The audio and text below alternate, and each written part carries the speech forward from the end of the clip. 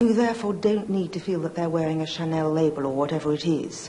Because although Jean Muir's clothes are recognisably Jean Muir to those who really understand them, they certainly don't shout that when they go out in the street.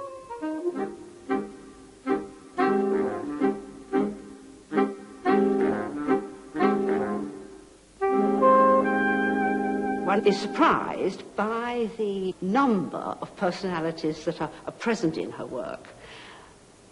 There are perennials and there are stray visitors from time to time, but she really seems to me to be drawing portraits of women from some time in the past, and these portraits are types of people in a way. There's the witty worldling who knows her way about. There is, of course, the great lady who sails imperturbably through her business.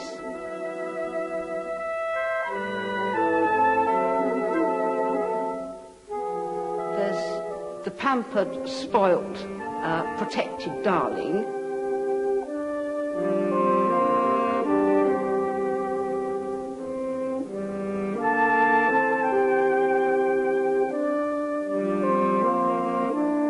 There's the P&O passenger.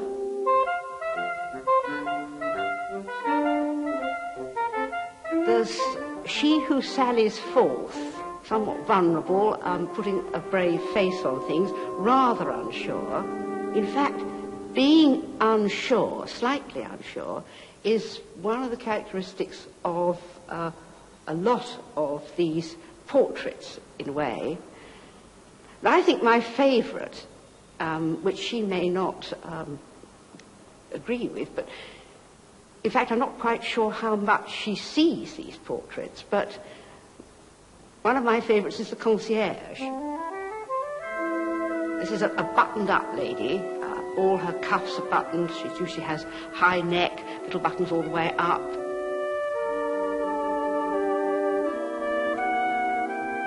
She's very much in control. Now, this is one of the few images which has no shred of vulnerability.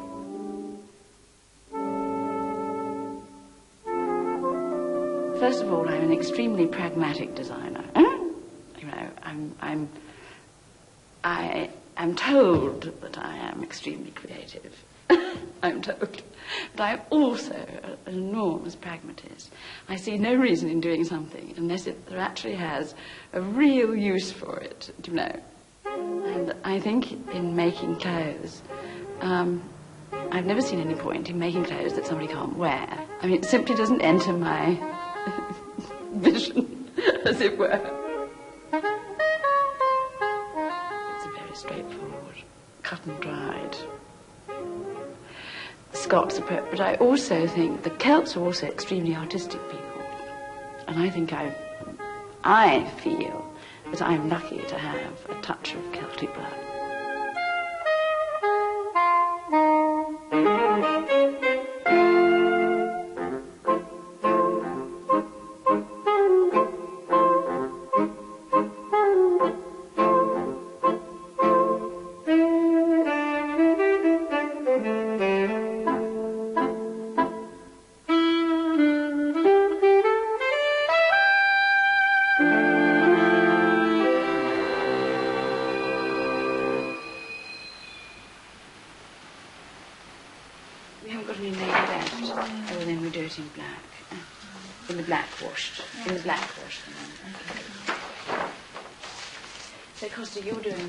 Jean Muir has always taken an independent line through the fashion business. She didn't go to art school, but learnt to be a designer on the job.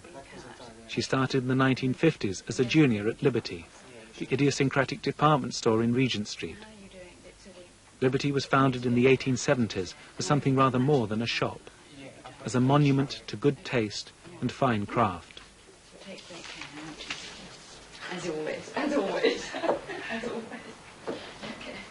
At that moment, the only job they had was in the stockroom, where clothes arrive and are ticked off the orders and costed, priced, and this, that, and the other.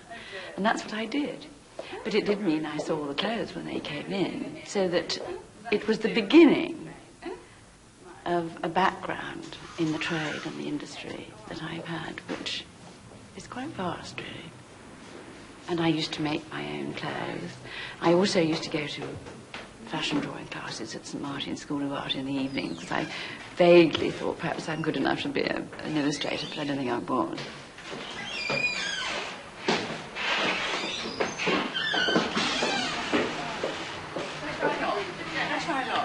Then what happened? Liberty's started, actually the forerunner of the young, sophisticated young departments in London, and it was called Young Liberties. And I then was selling, and also I became the sketcher to the person who ran the department. It was the era when everybody went to Paris, and the ideas for all clothes, for all over the world, came from Paris. And she would go and come back, and I used to sit with her and sketch the ideas, and then they were given to the workroom to make. So that all the time, through actually doing it, I was unconsciously learning everything that was useful for one, really. I've waited with perhaps a bit longer. Oh, I think it's absolutely divine, actually, don't you? I mean, it's got the shape. It's absolutely true. I left Liberties and then was introduced to Jaeger, which again was a lovely stroke of luck. And again, I wasn't really sure what I was supposed to do. But one found that one was supposed to have ideas. And at some point or the other, my boss said to me, "Jean, what time do you get in the morning?" So I said, 9 o'clock. And she said, "Designers don't get in until 9:30. And that was the first time I remember being called a designer.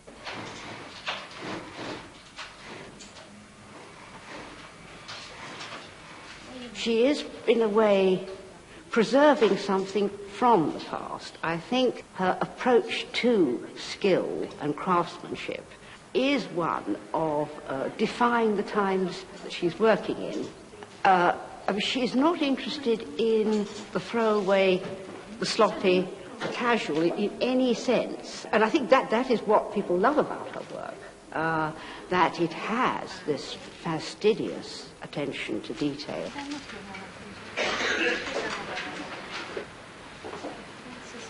I think that she really does know about the human figure and how it moves. And that enables her to make clothes which are, well, classic in the greatest sense of the word.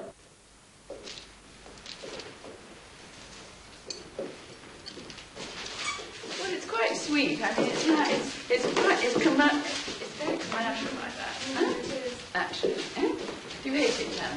No. It's too commercial like that. No. Oh, no, it's divine. It's nice done up, perhaps. Yes. Mm-hmm. Yes.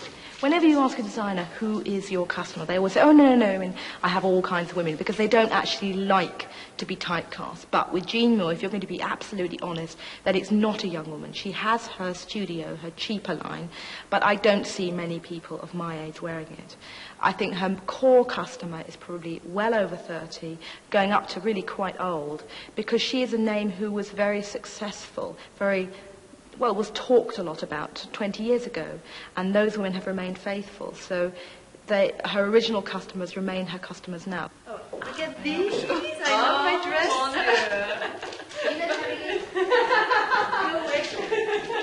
Mon Dieu. All her clothes fit and suit the feminine form, are built for women, not for flat-hipped boys. And if you're lucky, you fit them. Therefore, her clothes fit and suit. I mean, I was 18 when I first bought a Jean Muir, although it was Jane and Jane dress. I'm now 46 and happy wearing them. And yet, a lot of the people at our shows, or the people who I know who wear them, are 76. So there doesn't seem to be an age of when you can wear such a dress.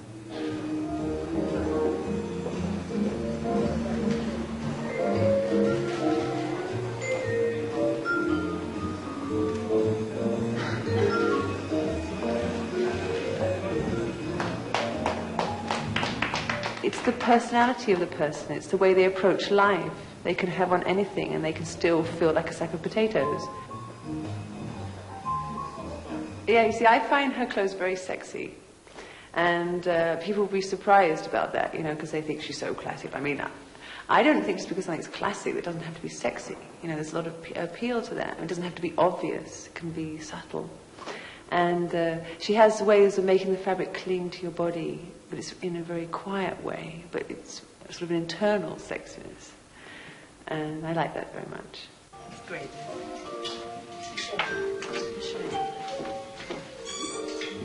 I don't know about neck. I don't know about neck. No. She has the virtues of classicism and its drawbacks.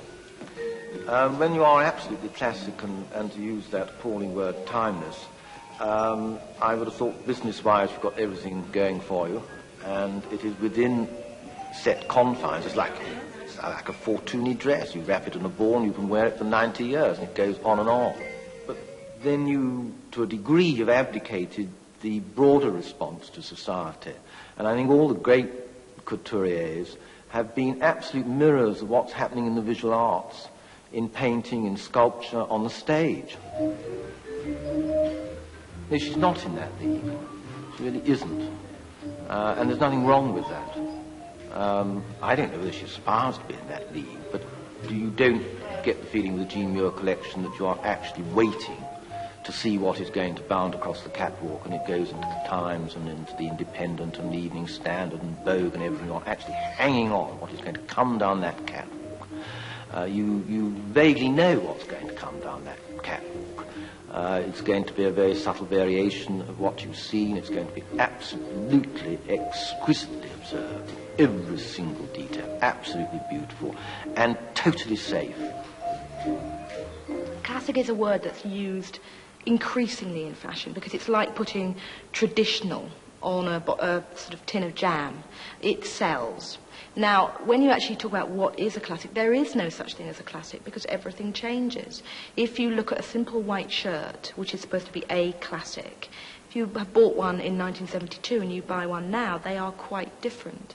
So even though Jean Muir's things are described as classic, and I probably think she'd use the word herself, yes, they do change, because they have to change. Otherwise, they wouldn't look classic, they'd look old-fashioned, which is something that no fashion designer wants.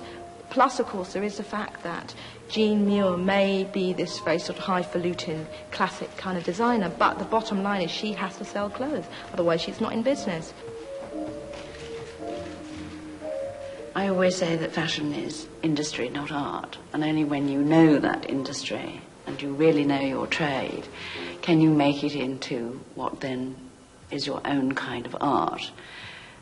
But that's actually a very personal thing, you know, because that particular feeling, I think, is your enjoyment while you're making the collection or whatever it is, you know. But ultimately, that dress, skirt, whatever it is, has to go out and survive in the world by itself. So that I don't think it's got to sell, it's got to fit somebody, it's got to be nicely made, you know.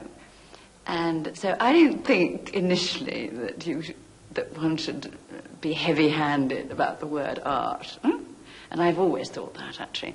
And I don't even like the word fashion very much. I mean, I've again always said that the word fashion should be used in its original sense. I mean, one of its original senses as a verb, and either to fashion, meaning to make. And I think in the clothing industry, if it was used in that term, with that interpretation, it would make infinitely more sense than this rather airy-fairy sort of fashion, you know, you're in fashion. It's the end, yes, the end. Oh, here we go. Okay, it's the end.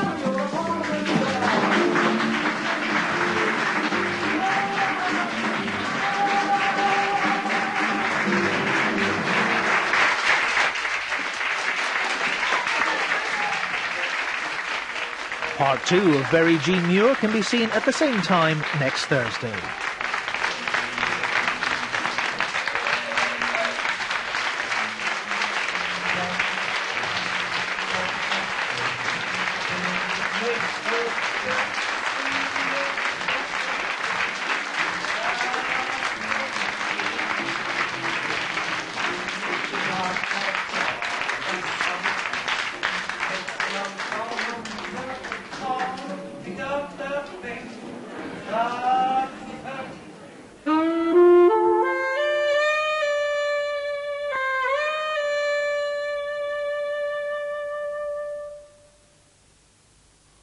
There's a special Channel 4 pattern of a Jean Muir dress available from retailers or by sending a cheque or postal order for £4 payable to Pattern Services to Very Jean Muir, P.O. Box 1, Blantyre, Glasgow, G720XL.